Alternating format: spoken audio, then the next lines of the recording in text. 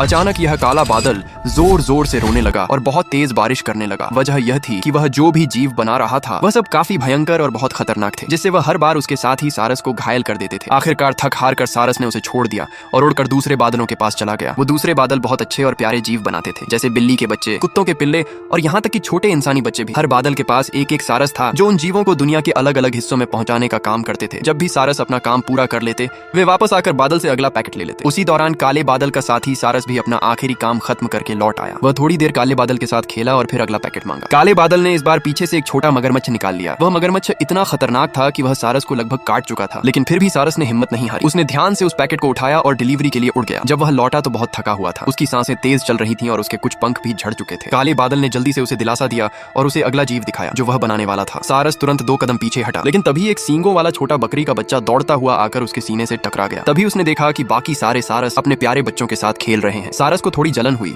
लेकिन उसने काले बादल को छोड़ने का मन नहीं बनाया, बल्कि बकरी के बच्चे को भी डिलीवर करने का फैसला किया। दोपहर तक सारस बहुत थक गया था। वह वापस लौटा और तब तक काले बादल ने भेड़ जैसे दिखने वाले बादल का रूप बना लिया था, लेकिन उसके अंदर एक छोटा सा कांटों वाला हेजहोग निकला। उसके कांटे सारस के पूरे शरीर में चुभने लगे, मगर फिर भी सारस ने बहुत सावधानी से उसे उठाया और डिलीवरी के लिए निकल पड़ा। जब वो लौट कर आया तो उसका सिर पूरा कांटों से ढका हुआ था। काले बादल ने धीरे धीरे उसके सिर से कांटे हटाए और उसकी हालत को देखकर बादल को काफी पछतावा हुआ। लेकिन तभी काले बादल ने एक छोटा शार्क बना डाला। सारस बहुत डर गया और उड़ता हुआ दूसरे बादलों के पास भाग गया। यह देखकर काले बादल को बहुत गुस्सा आया और वह जोर जोर से गरजने लगा। लेकिन जब उसने देखा कि उसका साथी सारस अब दूसरे बादल से पैकेट ले रहा है तो उसे विश्वास हो गया कि अब उसका सबसे अच्छा दोस्त उसे छोड़कर जा चुका है। खुद को अकेला समझकर वो और ज्यादा रोने लगा। लेकिन तभी उसने देखा कि सारस पैकेट लेकर वापस उसके ही पास आ रहा है। सारस ने पैकेट खोला तो काले बादल ने देखा कि इस बार सारस ने दूसरों से सुरक्षात्मक गियर उधार लिया है। काले बादल को बहुत खुशी हुई कि उसका साथी उसे छोड़कर नहीं गया और खुशी से सारस से लिपट गया। फिर सारस ने अगला पैकेट मांगा और इस बार काले बादल ने एक छोटा इलेक्ट्रिक हील बनाया और फिर वे दोनों खुशी खुशी साथ खेलने लगे।